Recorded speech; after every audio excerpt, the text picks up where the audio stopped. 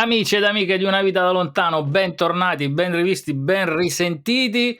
Una nuova puntata di Una vita da lontano, un nuovo posto insomma da visitare, una nuova storia da raccontare. Il nome e il cognome dell'ospite li sapete, perché se avete letto il titolo, avete visto la copertina, sicuramente sapete chi è, però insomma poi ce lo introduce Emiliano, che insieme a Piero fa parte insomma del trio di simpatici amichetti che ogni settimana più o meno vi raccontano una nuova storia. Vero Piero, che è quella faccia? Trio di simpatici amichetti. Devo dire che una volta almeno avevi dei riferimenti culturali, a volte dei riferimenti di notizie contemporanee. Stiamo scadendo sempre più Potevo dire compagni di merende, insomma, non Ecco, sarebbe stato molto infatti io carino. stavo pensando che il prossimo passo sarebbe stato quello e partiva l'ennesima inchiesta su di noi. Speriamo di no. Va bene, ma quindi devo prendere la palla io? No, ancora non hai fatto il pippone. Vai, riprenditela te. Va bene, allora vi ricordo intanto di iscrivervi, così Emiliano va bene, al nostro canale YouTube, di cliccare sulle campanelle, di iscrivervi e scaricare tutti i nostri podcast e poi di andare su unavitadalontano.com, dove potete trovare tante altre informazioni su di noi o comunque tutti i social possibili e immaginabili. Basta cercare Una vita da lontano, oppure se proprio siete così tecnologici e ci state guardando su YouTube, il QR code dietro Emiliano praticamente vi porta su tutti gli indirizzi della suddetta ditta, che non è una ditta, ma insomma Una vita da lontano. E quindi niente, benvenuti o utenti ipertecnologici che addirittura conoscete YouTube del 2022, benvenuti a questa nuova puntata di Una vita da lontano, dove andremo a scoprire la più russa delle fermate della metropolitana di Roma. Sigla.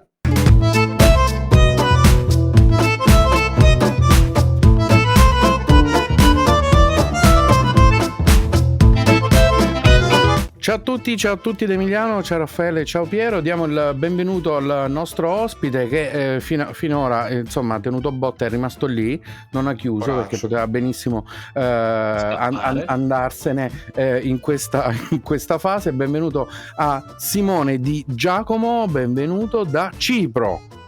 Eccoci, hola, che tal? Che invece a Cipro si dice?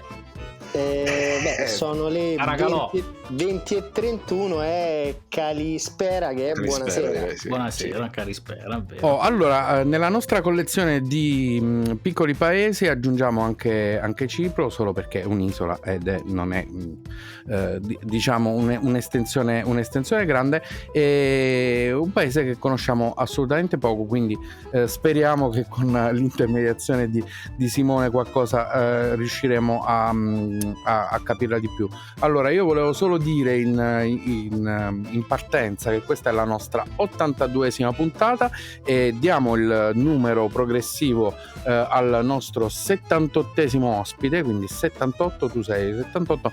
Nel momento in cui faremo le magliette con i numeri, quelli dietro, non ti stupire. Allora Simone, non ti preoccupare. Ecco, non si capisce sentendoti parlare assolutamente da dove puoi venire dall'Italia, di che posto sei originario.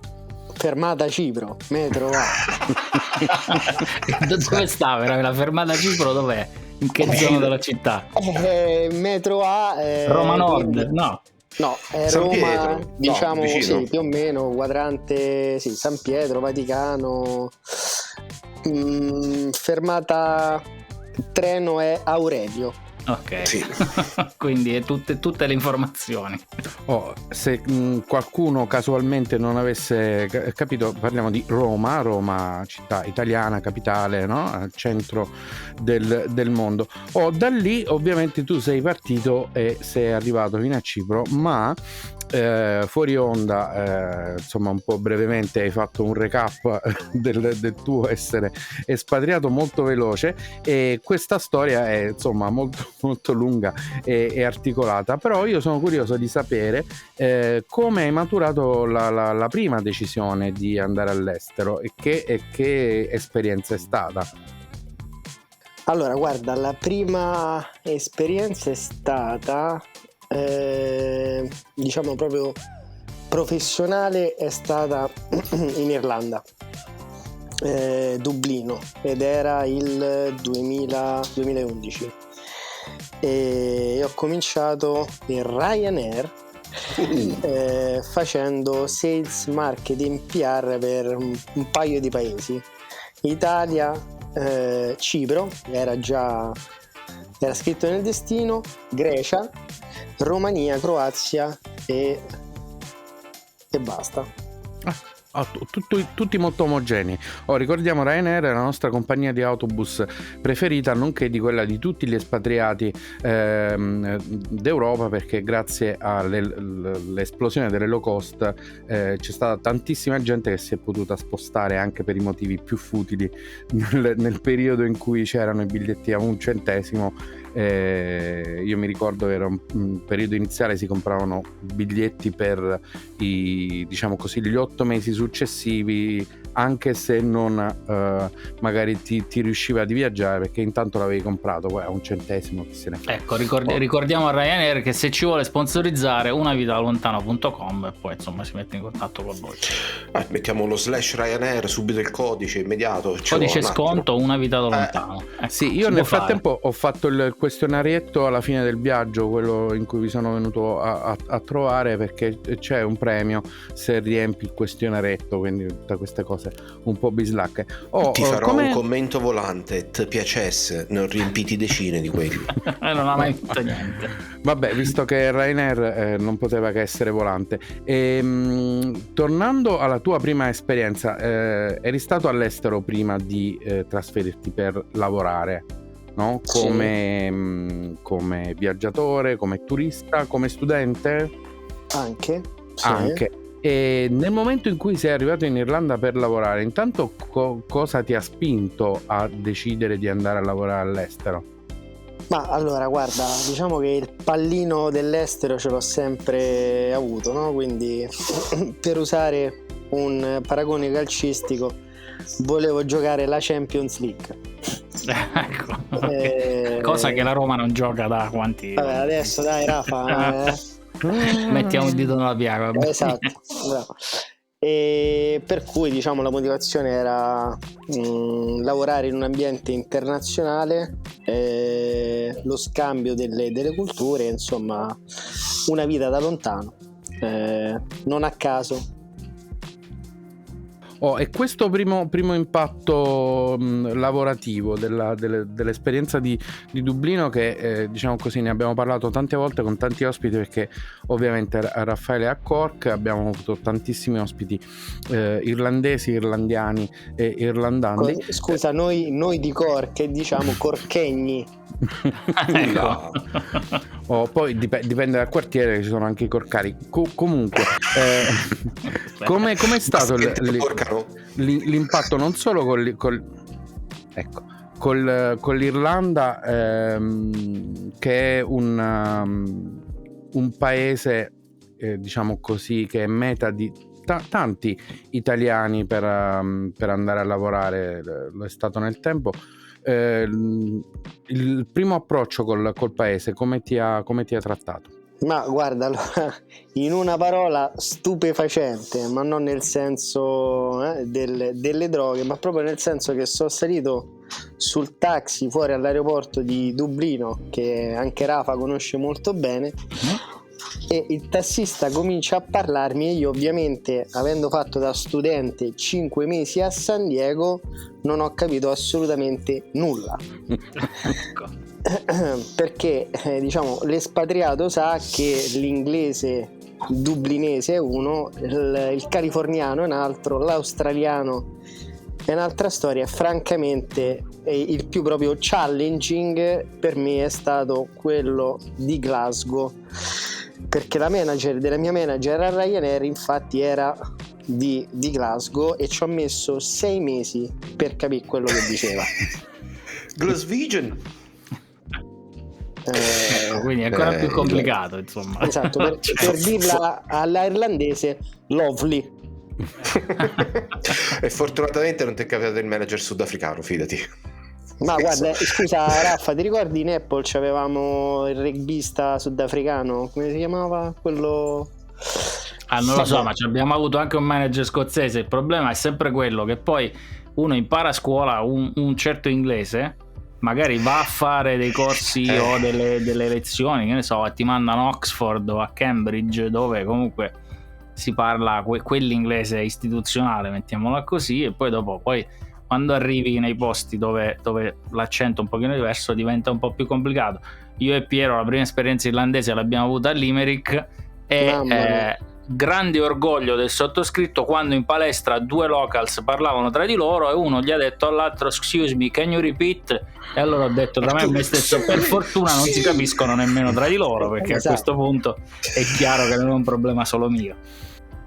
Io a questo punto dico una cosa al volo, il risultato di un anno e mezzo a Limerick, scusate, è stato ritornare sul luogo del mio primo espatrio, ovvero Manchester e Liverpool. Manchester fortunatamente l'ho sempre capiti, ma arrivare a Liverpool e per la prima volta capire ciò che dicevano intorno, perché fino a quando avevo vissuto a Manchester, Liverpool per me era incomprensibile. Avendo sforzato il mio inglese per comprendere quello che dicevano gli irlandesi, finalmente anche Liverpool si era aperta e potevo tranquillamente camminare per la città. Io ho una domanda per voi multi-espatriati rispetto proprio a questa cosa dei vari accenti inglesi, varie versioni dell'inglese. È più semplice quando sei in un ambiente in cui tutti parlano lo stesso accento e quindi dopo un po' ti viene all'orecchio e lo inizi a capire un po' di più, oppure vivere e lavorare in un ambiente diciamo così multinazionale e quindi con tanti accenti diversi, per cui alla fine l'approccio con una lingua che non è la tua si costruisce pian piano in questo mischione in cui anche il tuo accento personale ha una cittadinanza. Vado io? Vai. Allora faccio un esempio pratico, perché in America è guys, in Irlanda è folks e UK è lads, Anche lads in Irlanda è molto Irish anche, no? Oppure che ne so, mate, buddy.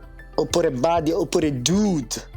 Dude è molto americano, però e quindi per diciamo dare la risposta a Emiliano, è anche nell'inglese così differente, uno impara le sfumature, no? Cioè c'è l'inglese americano, il British, l'Irish, l'Australia. E quindi dopo il tuo impatto dublinese sei stato lì un po' di tempo, però non sei tornato in Italia, non sei scappato, hai perseverato, giusto? Hai deciso di restare Sì, in giro. Esatto, perché l'esperienza è finita proprio in malo modo, perché dopo 8 mesi mi hanno detto ma ti mandiamo a casa perché il tuo inglese non è sufficiente. Ma come? Infatti, esatto, io ho detto ma com'è possibile? Ho fatto io ho studiato alla scuola, e vabbè, la scuola italiana la conosciamo un po' tutti, no? Poi ho fatto 2 vacanze studio a Bournemouth in UK, poi un mese scholarship in Canada vicino Toronto e 5 mesi a San Diego. Arrivo a Dublino e mi dicono tu l'inglese non lo sai, e infatti io ho preso questo feedback e ho detto vabbè, allora che faccio? Mo studio lo spagnolo. Che hai imparato bene, insomma. Infatti lo spagnolo, Rafa lo sa benissimo, l'ho imparato dove? A Cork. Perché? Per ragioni amorose, mettiamola così, dai. Diciamo proprio di famiglia, considerato che la mia ex è spagnola di Granada e mio figlio ha un Irish passport perché è nato al CUH, Cork University Hospital, come la figlia di Rafa. Sì. Però è, diciamo, passaporto Irish, padre italiano e madre spagnola, proprio expat al cubo. Perfetto. E quindi poi dopo da Dublino dove sei venuto a Cork, no? Certo, se mi ricordo bene. Esatto. A lavorare per un'altra multinazionale. Prima per Jeff. Mm-hmm.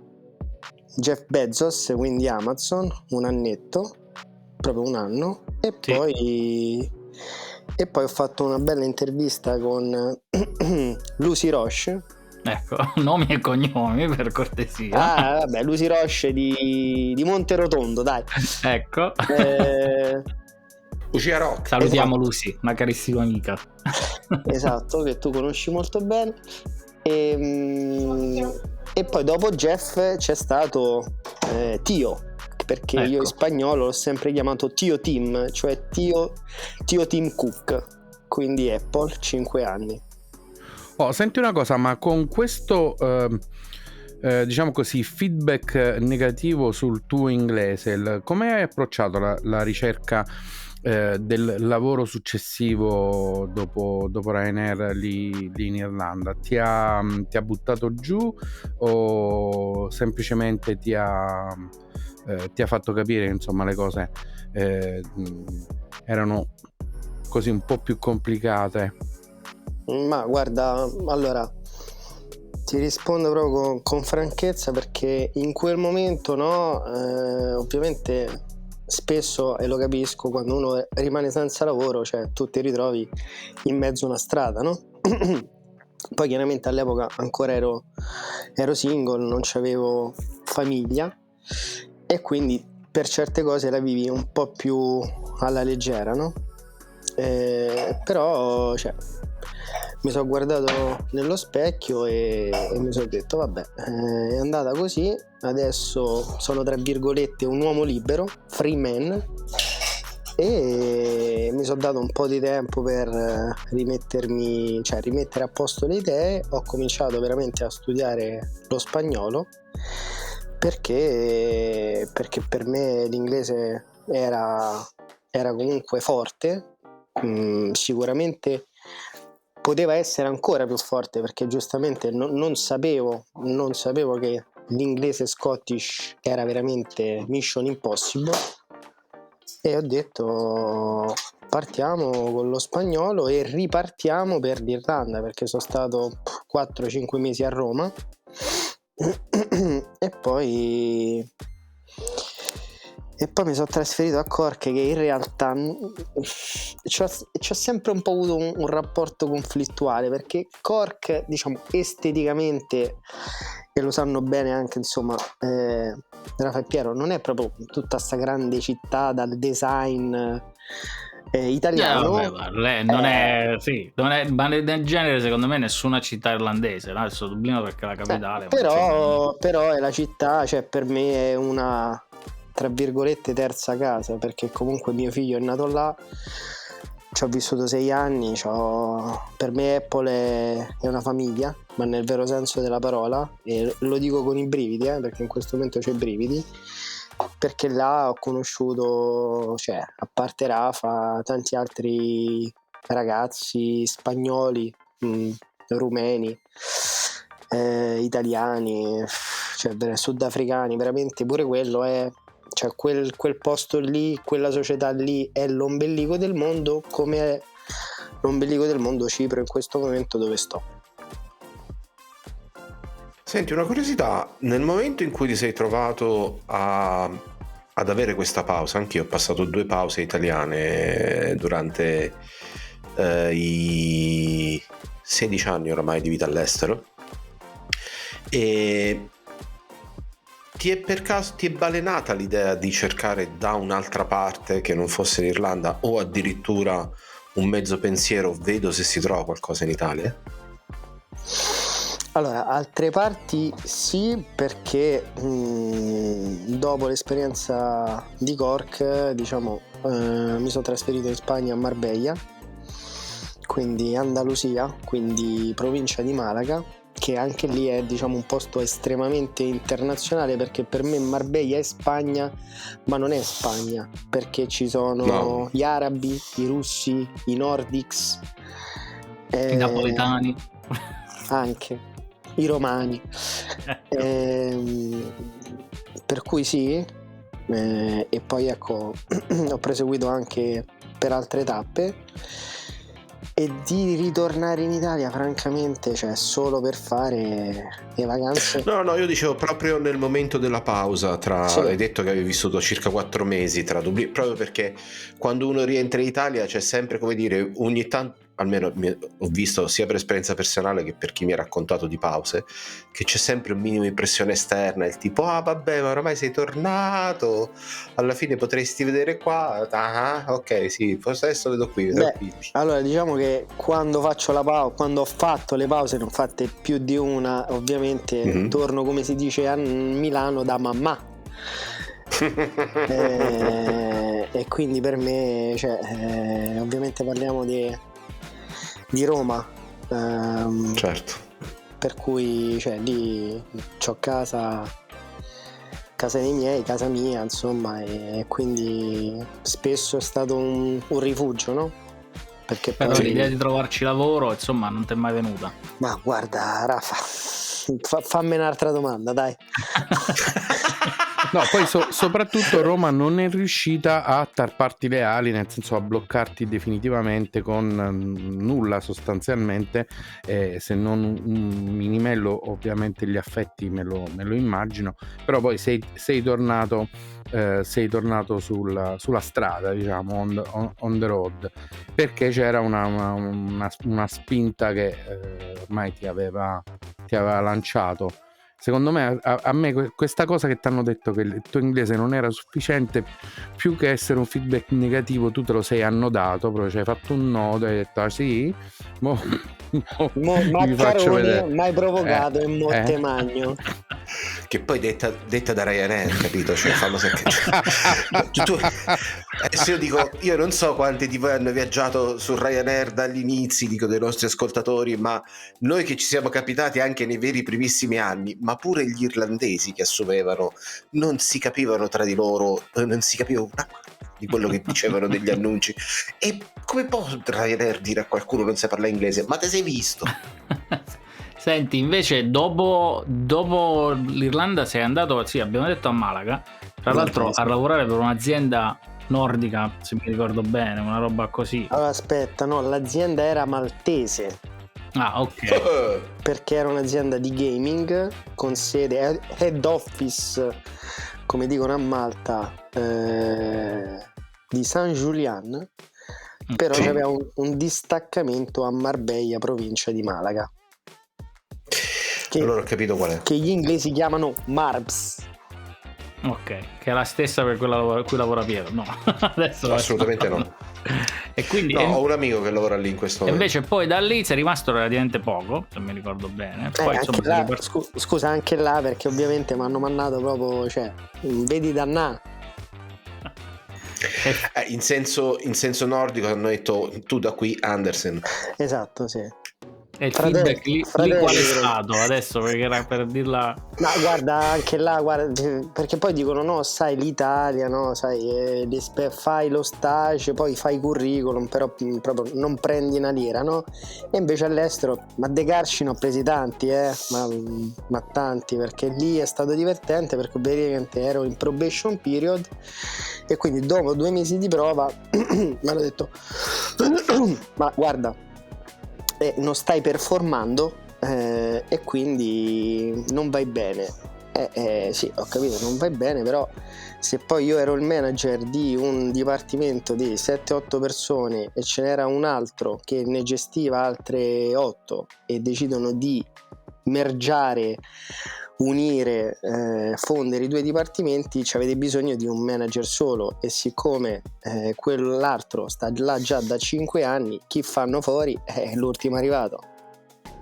Sì. Che eri tu, okay. quindi capita in probation, no redundancy. Senti una cosa, già è difficile nella normalità di tutti cambiare lavoro o rimanere senza lavoro, sicuramente decidere di spostarsi, di andare in un altro paese e fare trovare un nuovo lavoro è difficile. Quando ti capitano queste cose, quando sono capitate a te, per esempio questa esperienza spagnola come è finita, con che spirito l'hai affrontata? Non ti chiedo che cosa hai provato, ma lo spirito con cui ti è capitata questa cosa e tu hai dovuto ricostruire di nuovo un nuovo lavoro, magari una nuova decisione di partire, di andare da un'altra parte. Come Allora, si fa? lì diciamo che è stata molto più tosta rispetto a Ryanair. Per quale motivo? Perché comunque eravamo in 3, non ero più da solo, c'era una compagna spagnola che quando ci siamo trasferiti dall'Irlanda lavorava, quando stava a Marbella ancora non lavorava. C'era e c'è un figlio che all'epoca c'aveva 1 anno e mezzo, e quindi lei non lavorava e io mi sono ritrovato senza lavoro, e a quel punto uno si fa proprio 2 conti, diciamo forse è il caso che sta casa dove viviamo in affitto la lasciamo, quindi senza casa. E poi niente, ci siamo trasferiti a casa della famiglia della mia ex, e dopo poco mi sono ritrovato pure senza compagna e così, un po' da lontano da mio figlio, perché loro 2 sono rimasti in Spagna e io come al solito sono tornato da mamma. Quindi qua è stata bella tosta. Immagino, insomma, non è stato semplice. Poi, insomma, quanto tempo ci hai messo a rimettere tutti i cocci insieme e ripartire? Ma lì che era, è successo tutto a novembre, poi io ho lavorato, ecco, bravo Emiliano, un paio di mesi ho lavorato pure a Roma. Bel lavoro, come dicono a Roma, era una gabbia dei matti proprio. Nel senso che avevo capito che non era per me, e quindi a giugno dell'anno successivo sono ripartito destination CPH Copenaghen. Beh, questo diciamo non proprio vicino, non parallelo. Copenaghen rispetto alle tue esperienze precedenti era sicuramente un altro mondo. Sicuramente un altro mondo rispetto per esempio a questi 2 mesi in cui hai lavorato a Roma, che se magari trovavi una situazione positiva in quel momento lì magari poteva anche essere una situazione buona, invece ti sei proprio scontrato con una situazione folle, e quindi a quel punto anche andare nell'altro universo, cioè Copenaghen, che immagino è un salto mortale carpiato all'indietro, Ma guarda, linguisticamente, culturalmente parlando, non so professionalmente che sei andato a fare. Allora, lì lavoravo come, diciamo, il ruolo era business developer per una società IT danese per il mercato italiano, maltese e cipriota, quindi sempre lì più o meno era. Però diciamo che paradossalmente, cioè quando, e Raffaele e Piero sicuramente in questo mi capiscono molto, quando ormai sei cittadino del mondo, expat, e torni a casa, non sei più di casa, cioè sei l'expat, che vuol dire che comunque sei italiano, hai vissuto anche 5 mesi, perché anche chi fa l'Erasmus per me c'ha proprio un'altra mentalità, un altro modo di vedere cose, anche da studenti, e quindi quando torni non vedi più le cose da italiano, ma le vedi da italiano espatriato che torna in Italia, e la prospettiva è completamente diversa, per cui paradossalmente mi sono sentito meglio a Copenaghen che in 2 mesi lavorando a Roma. Per quale motivo? Allora, prima di tutto 3 motivi. I danesi parlano inglese meglio del danese, ma poi perché il tempo è bellissimo, infatti piove, tira vento e mangiano il burro come gli irlandesi. E poi perché immagina, Emiliano, che tu la mattina vai al lavoro con la macchina, ti fai mezz'ora di traffico se sei fortunato, se vivi a Roma, a Milano te fai un'ora e mezza, invece a Copenaghen prendi la bicicletta con la pista ciclabile che è più grossa della strada e d'estate sei circondato da tanti ragazzi. Insomma, e dici, oh, ma qua so tutti giovani, so tutti belli perché so tutti vichinghi e so tutti sportivi perché questi fanno un'ora di palestra in bicicletta tutti i giorni. Ed è una società che secondo me rispetto alla media del sud Europa è 2-3 anni avanti, per cui cioè io mi ricordo che quando per dire, no, è uscito il fenomeno Greta Thunberg, in Italia molti la chiamavano Gretina.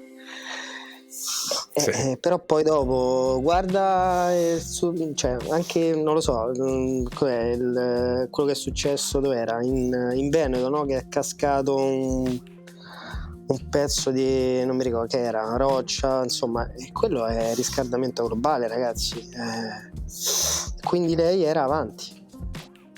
Avanti, ma tu in quel momento lì già avevi diciamo così realizzato la tua diciamo così la tua trasformazione definitiva in espatriato in questo passaggio tra questi 2 mesi italiani e Copenaghen, oppure era semplicemente un altro passetto, cioè c'è un punto di non ritorno, il momento in cui tu realizzi che casa tua non è più a Roma, non è più la casa dei tuoi genitori, ma che è altrove, magari anche se non ce l'hai in quel momento. Guarda, una casa però allora, io ti dico che questo magari non so quanti giovani ci sono all'ascolto, perché insomma qua vedo un sacco di barbe bianche, no?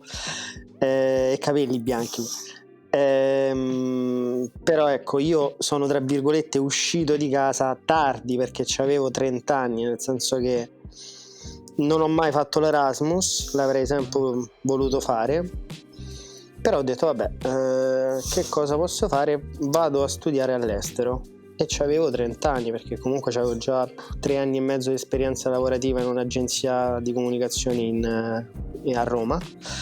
Io lavoravo come account manager e diciamo i clienti erano tutte aziende farmaceutiche, quindi tutte quelle del Covid praticamente. E poi sostanzialmente il consiglio che darei ai giovani è scappate proprio di casa, ma nel senso prima uscite e meglio è. E questa è per esempio una cosa che in Irlanda o in Danimarca o nei paesi nordici fanno presto, perché ti faccio un esempio molto pratico. A 16 anni i danesi lavorano part-time, quindi fanno la scuola e lavorano part-time nei supermercati come cassieri, così. Fanno l'università danese è pagata dallo Stato danese, ricevono un compenso che penso sia intorno ai 600-800 euro mensili per le varie spese, e in più quando fanno l'università lavorano part time e vengono retribuiti come in Italia, uguale. Infatti quando hanno 30-35 anni, non dico che sono tutti manager, no scusa, non so tutti CEO, ma so tutti CEO, ma so tutti già manager. Perché cominciano prima, quindi chi ben comincia, si dice in Italia, è a metà dell'opera. È vero, noi abbiamo tra l'altro il compagno della nostra cara amica, nostro caro amico, che a 30 e rotti anni è danese, ha deciso di tornare all'università e quindi anche dall'estero è potuto ritornare all'università e l'università lo paga per frequentare, come hai detto tu, quindi fino a quando riesce a fare gli esami e continua a essere in pari con gli esami, l'università danese gli dà dei soldi, anche stando non in Danimarca. Questo solo solo perché lo Stato danese non ha ancora scoperto che ormai è abruzzese e quindi dovrebbe perdere nazionalità. Ecco, detto questo, visto che siamo arrivati a metà strada, anche un po' più avanti, insomma, come sempre vi ricordo di iscrivervi al nostro canale YouTube. Questo è per testare le qualità di montatore di Emiliano per quello sto facendo, di registrarvi su tutti i nostri podcast, insomma di andare su unavitadalontano.com, dove potete eventualmente riuscire ad avere, se ci state guardando su YouTube, la maglietta. Insomma, qua invece facciamo un po' di ASMR per quelli che invece ci stanno ascoltando. Piero. Maglietta peraltro che avevamo promesso a un nostro caro ascoltatore nonché ex ospite, Ce l'ho ma qua, ancora ce l'ho niente. qua, glielo devo mandare. Però, se fa la fine degli adesivi che ti ho mandato in Bulgaria, che poi sono tornati indietro in Irlanda dopo 2 mesi e mezzo, non so se cazzo di spedirgliela, però quella non è colpa mia, io non c'entro nulla. Va bene, comunque non cianciamo tra di noi, torniamo a chi ha ascoltato la sirenetta del richiamo all'estero, ovvero alla storia di Simone e Cipro. Allora, quindi siamo arrivati al punto danese. Infatti la sirenetta. Esatto. Appunto la Danimarca, linguisticamente parlando, culturalmente parlando, potrebbe essere un po' ostica per molti, come abbiamo già detto nel passato con altri ospiti. No, dipende. Come siamo tutti diversi, ognuno l'affronta in una maniera diversa. E ci saresti rimasto lì in Danimarca? Allora, dipende da che punto di vista, e le risposte sono 2. No, perché comunque mio figlio continua a vivere in Spagna e insomma la priorità è sempre la famiglia. E sì, d'estate. Ma per riguardo alla prima domanda, perché è più facile volare da Cipro per andare in Spagna che da Copenaghen? Assolutamente no. Ok. Vabbè, scusa Rafa, step by step, adesso stiamo mettendo a posto le cose. Se raccontiamo la storia in ordine, quindi cosa è successo in Danimarca? Questa esperienza come è finita? Almeno non raccontiamola tutta, cioè come hai deciso, o comunque come ti è capitato di dover andare via da là? La motivazione è facile, sono 2 parole: Covid. Ecco, quindi arriviamo a poco tempo fa. Diciamo Guarda, marzo, che era 2020. Sì, quando siamo stati tutti rinchiusi dentro casa. Esatto, e infatti io stavo a Copenaghen, chiamavo, perché io lavoravo con comuni, con banche, con università, chiamavo e mi dicevano guarda Simone, qua è tutto fermo, è tutto bloccato. E poi facevamo i meeting nella società dove lavoravo e dicevo: scusate managers, in Italia è tutto fermo, è tutto bloccato. E lui mi diceva: no, dai, non ci puoi portare questa scusa del Covid. E io sentivo, lavorando da casa anche io, radio DJ, no? Che c'è qualcuno dei 3 che conosce molto bene.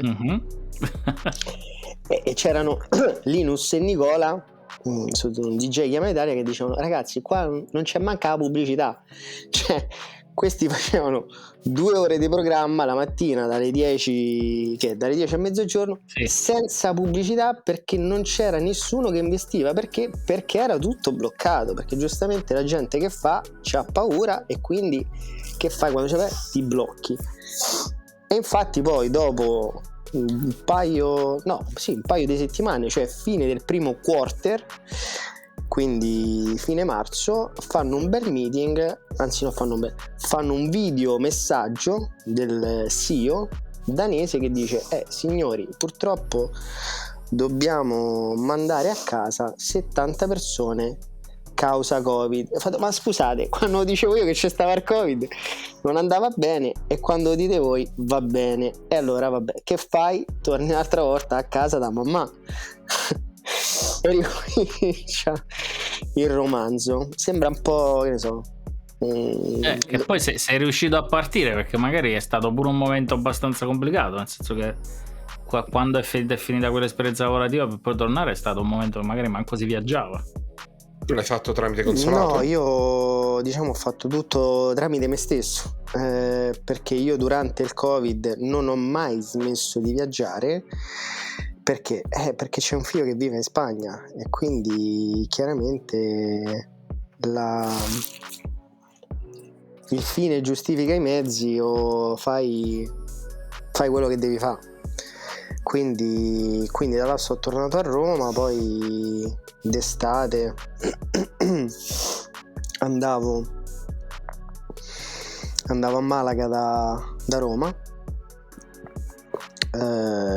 e poi anche da Cipro quando c'era il Covid facevo delle cose fantastiche, soprattutto nel periodo invernale, soprattutto quando la babysitter di mio figlio un giorno c'aveva il Covid, era venerdì, la mia ex mi chiama e mi dice: guarda Simone, la babysitter di Lucas, che è mio figlio, c'ha il Covid e io non so a chi lasciarlo. Era venerdì e ho detto vabbè, lei lavora, te puoi lavorare da dietro un computer. Guardo i voli, c'era un fantastico Atene-Roma, Roma-Fiumicino, Fiumicino-Malaga.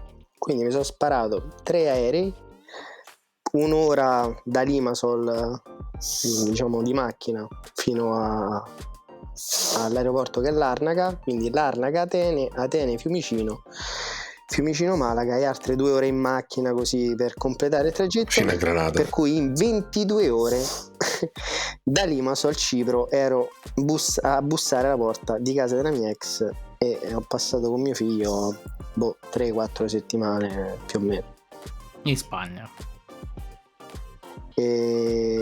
Yes.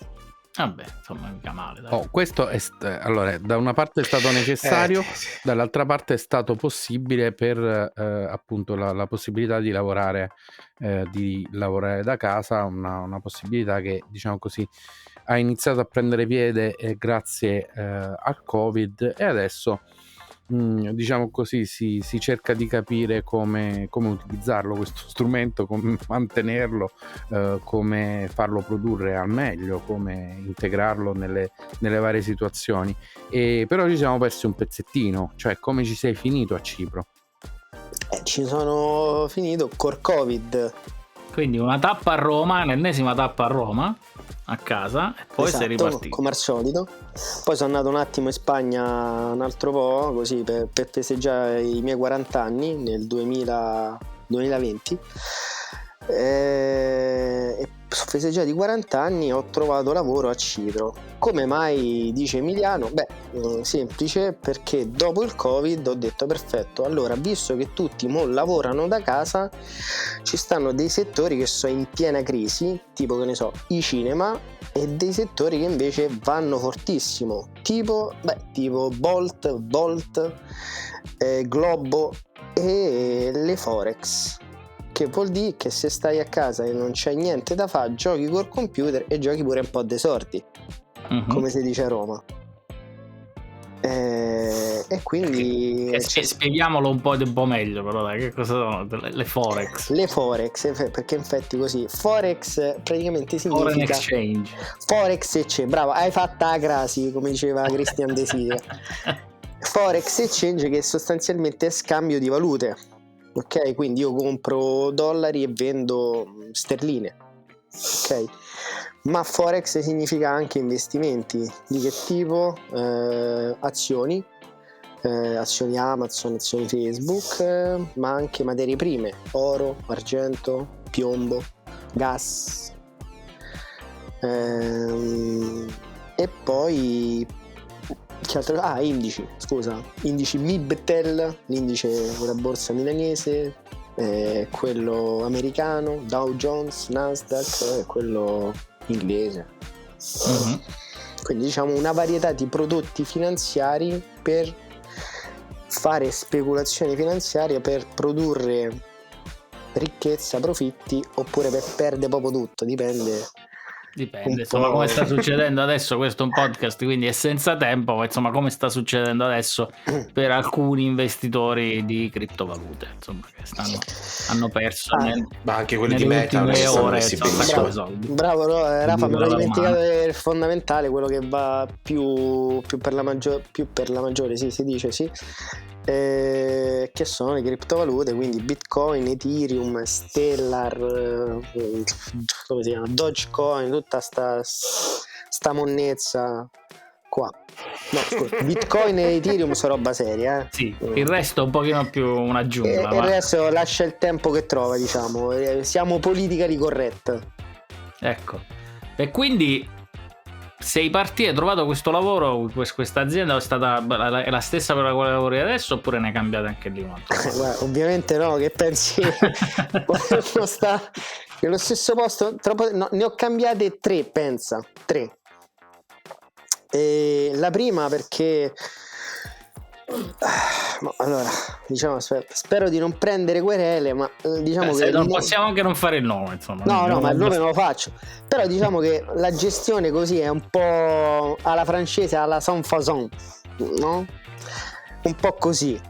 Per cui la prima purtroppo per vari motivi ha chiuso. La seconda è stata una scelta mia perché francamente non mi ritrovavo un po' nella filosofia, nell'approccio. La terza invece la terza è stata fantastica perché io, avendo studiato in Apple, a me hanno insegnato, Rafa lo sa, io in Apple ho fatto un po' di tutto, ho fatto l'agente, il livello 2, il tier 2 si chiama da noi in Apple, ho fatto il trainer, il coach, il mentor, HR, recruiting, fra un po' ho fatto veramente qualsiasi cosa e ci hanno insegnato che vanno disegnati i processi, cioè tu devi capire che cosa devi fare quando stai davanti a un computer, perché se no non sei l'azienda più capitalizzata al mondo, non sei una macchina da guerra. E quindi quell'imprinting mi è entrato dentro per 5 anni e un giorno ho chiesto alla compliance, quindi al dipartimento che si occupa di verificare i processi, soprattutto quelli diciamo legali, e ho fatto: scusate, ma che devo da fa? Per dirlo proprio alla romana, cioè voi mi dovete dire a me che cosa devo fare, cioè se devo chiamare uno che ha un problema e fa un complaint, quindi una lamentela, io devo sapere dove sta sto documento e che c'è sta scritto, perché se poi la società passa ai guai rischio pure io. E la risposta è stata del mio manager: no, perché compliance, cioè questo dipartimento, si è lamentato perché sembra che tu vuoi fare il lavoro loro o vuoi dire a loro quello che devono fare. No, io voglio sapere quello che devo fare io. Eri troppo scrupoloso per loro, mettiamola così. No, infatti mi hanno cacciato e mi hanno detto: guarda che questa qua non è Apple. E ho fatto: ah, ma dai, veramente, pensa che non me ne ero accorto. Non c'avete la mail, iPhone, fate niente sta roba? No, mi hanno detto no. E infatti, ma guarda che I'm very aware about this, but my knowledge, my background is there to make the next step of this company. Quindi il senso è, cioè, ma se mi avete assunto e avete visto sul curriculum che io ho lavorato in Amazon, in Ryanair, in Apple e qui e là, ma qualcosa magari riesco pure a dare a questa società. E infatti mi hanno detto: no, non c'è da niente, vattene. Ok. Non volevamo niente. Ok, e quindi poi dopo hai trovato quello. E quindi dopo ho detto: oh, mo basta, proprio stop it. E ho detto: vabbè, sai che c'è, ho preso una serie di discreti calci a Dublino, una serie di discreti calci a Marbella, una serie di discreti calci col Covid, qualche calcio pure nel Forex tra i denti l'ho preso. Ho detto: e mo basta, mo lavoro per me stesso, perché cioè, perché questa è proprio è la vita e le esperienze professionali che mi hanno detto che proprio tu devi lavorare per te stesso. Allora Simone, quindi altro calcio, come dici tu, nel Forex, quindi decidi di tornare, di diventare libero professionista, se ho capito bene, quindi lavorare da solo. Sì, nel senso che diciamo ho intrapreso due strade diverse, quella del consulente per una società di investimenti finanziari, stavolta però russa, con sede a Cipro. Posso fare un po' di pubblicità? Beh sì, io stavo pensando che proprio nel momento più sbagliato per fare affari con i russi tu sei andato a lavorare con i russi, ma quella adesso è un'altra storia. Lo so Raffa, però nel mondo del business every day there is a business opportunity. Certo, ma infatti non solo, quello è forward thinking, perché ora è sbagliato, ma in futuro. Ma ti posso dire che poi in realtà qua gli affari li fai sia con i russi che con gli ucraini, perché qua trovi sia russi che ucraini, che georgiani, che ciprioti, che turchi, perché la parte nord di Cipro è occupata dai turchi, mamma di turchi. E quindi è un po' terra di nessuno. No, è un po' terra di tutti, perché c'è pure la Brexit. Sì. Per quale motivo? Perché questo qua è territorio ex coloniale inglese, tant'è che in tutta Cipro ci sono basi militari della RAF, quindi Royal Air Force, e dell'esercito inglese. Tanto proprio per darti un esempio concreto, quando tu arrivi all'aeroporto di Paphos o di Larnaca, che sono due aeroporti ai British non mettono il timbro del visto turistico di 90 giorni. Per quale motivo? Perché questo qua in alcune zone è territorio britannico inglese, cioè per farti un altro come dire, un paragone per Emiliano, cioè in Italia ci stanno le basi, che ne so, Aviano e Sigonella, no? Che sono basi americane, però quello è solo territorio americano. Qua invece ci sono le basi ma ci sono proprio pezzi di territorio che sono inglesi. Quindi per esempio c'è un posto che si chiama Episcopi, dove io un giorno passavo con la mia macchina di notte, la segnaletica cipriota va migliorata. Room esatto. for improvement. E a un certo punto vendi la tipica segnaletica inglese, dici ma dove sto? Sta in territorio inglese, che poi la segnaletica inglese è la stessa Irish, perché la moglie di Raffa ci insegna che una volta l'Irlanda faceva parte degli UK. Sì, più o meno 100 anni fa, quasi più o meno, ma sì, comunque per un sacco di cose sono tante similitudini, insomma. Pure là mi sembra di ricordare male che hanno fatto una guerra, no? Sì, anche lì, una guerra di indipendenza, insomma. E quindi, insomma, hai detto 2 lavori, quindi dici possiamo fare pubblicità perché? Perché la società per cui faccio consulenza si chiama Red Marts. Il sito web è redmarts.capital ed è una società russa con sede a Limassol. Si occupa di investimenti finanziari, però diciamo lo fa con criterio, un criterio che a me piace, per cui questo matrimonio fra me e Red Mars sa da fare. E quindi mi piace l'approccio, mi piacciono le persone, c'è un ambiente anche qua internazionale perché il CEO è russo, però diciamo il responsabile degli investimenti è cipriota, e poi questo è come dice Giovanotti, l'ombelico del mondo proprio, cioè Cipro è l'ombelico del mondo. Perché c'è tutto, c'hai i russi, c'hai gli ucraini, perché quando è scoppiata la guerra sono venuti prima gli ucraini che ovviamente sono tutti Russian speaker, ma sono venuti anche i russi, perché tu immagina che dall'oggi al domani a un certo punto ti dicono guarda il rublo vale 10% in meno, il giorno dopo dicono no, il rublo vale altro 30% in meno. Che cosa significa? Che il signor Rossi va a fare la spesa e prima comprava 3 buste con 50 euro e ora compra una busta sola. Questo si chiama problema, è un problema grosso. Quindi la gente dice oh, che faccio? Me ne vado.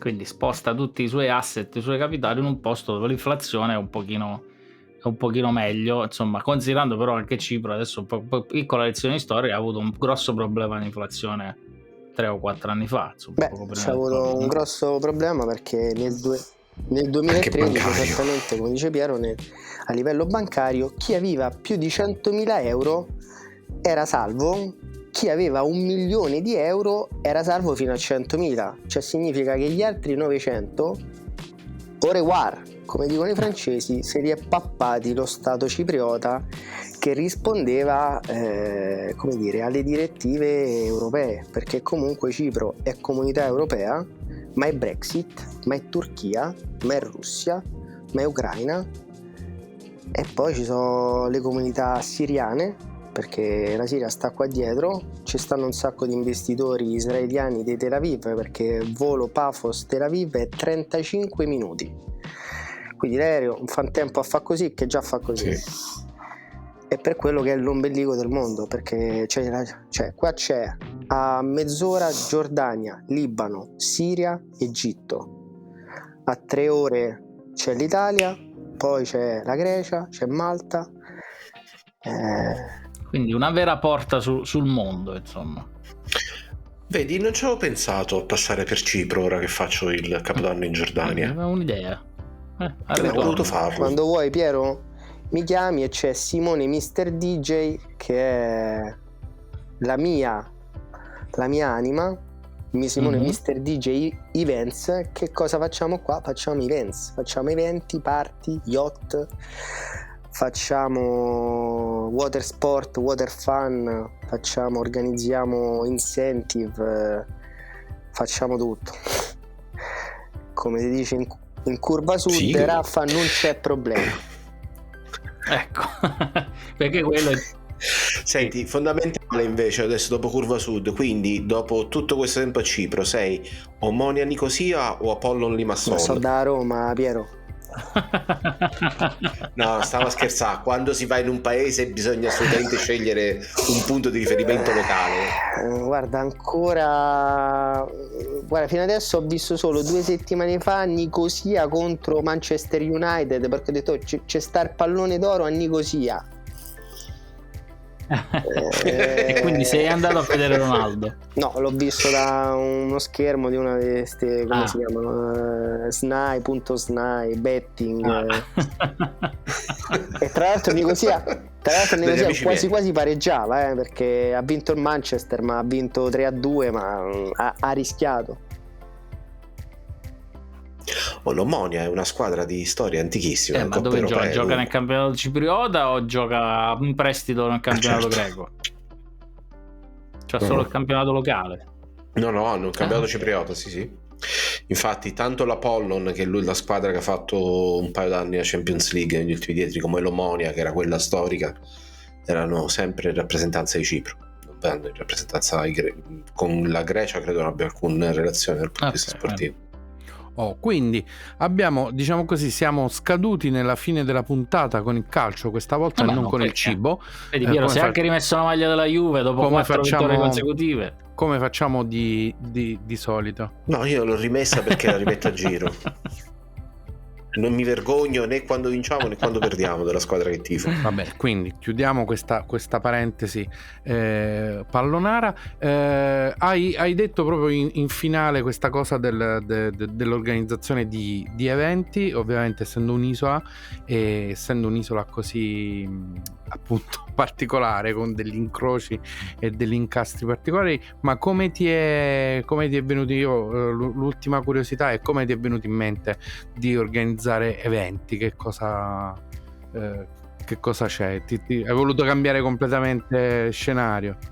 3 motivazioni. La prima era fare qualcosa per me stesso, cioè fare il grande passo, il passo del businessman, e poi unire le mie passioni ma anche le mie esperienze. Cioè, le mie passioni sono my passion for sailing, perché io ho patente nautica da diversi anni e quindi ho sempre avuto il pallino della vela della barca da quando avevo 4 anni, perché io mi ricordo che a San Felice Circeo mio zio ci portava in barca e io mi buttavo con i braccioli, e poi ho proseguito con mio padre in un villaggio vacanze con l'Hobbycat 16, che è una barca catamarano con una vela,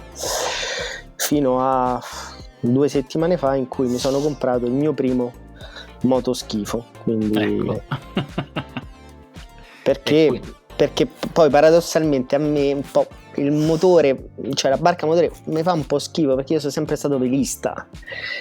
Però col motoscafo che cosa fai? Fai water ski, fai wakeboarding, fai la battuta di pesca, fai la gita per la coppia, per la famiglia, perché la barca è da 8, quindi è perfetta per 4 persone, una coppia, una doppia coppia, un tris, un poker, un full dassi, e poi c'è lo yacht, perché ho organizzato 2-3 settimane fa Blue Cinderella Yacht Party, quindi dress code blu, Cinderella perché in barca, mi dispiace ma con le scarpe non si sale.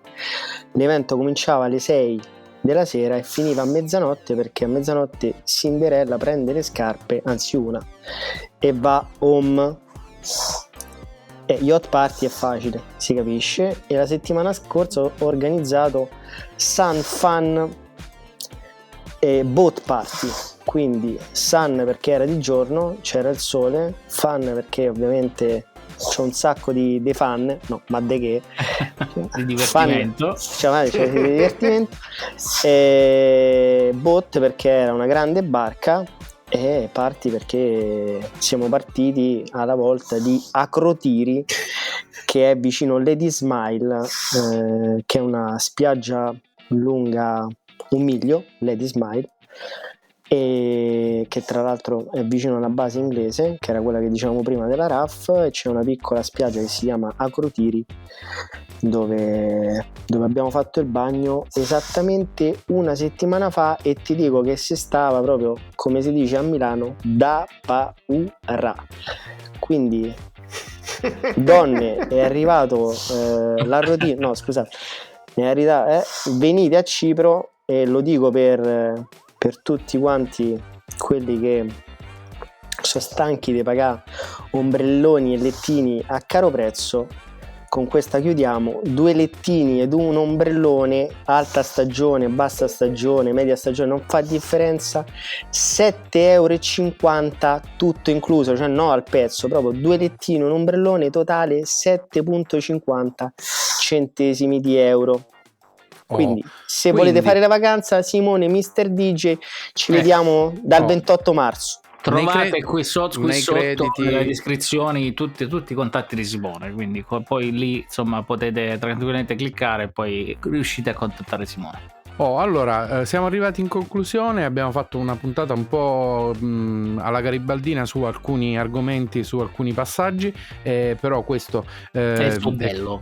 Sì, e questo è quello che facciamo, è anche un modo per, diciamo così, lasciare qualcosa per una possibile seconda puntata in un futuro, magari fra un anno, un annetto e mezzo, 2 anni, quando ti sposterai da un'altra parte, oppure quando comprerai diciamo il tuo 36 metri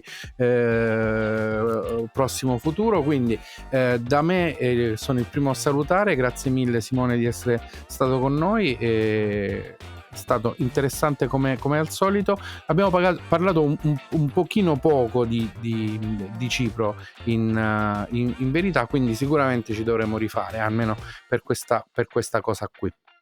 Potete sempre fare una puntata in trasferta quando volete. Ecco, ti veniamo a far registrare l'episodio a Cipro. Sì.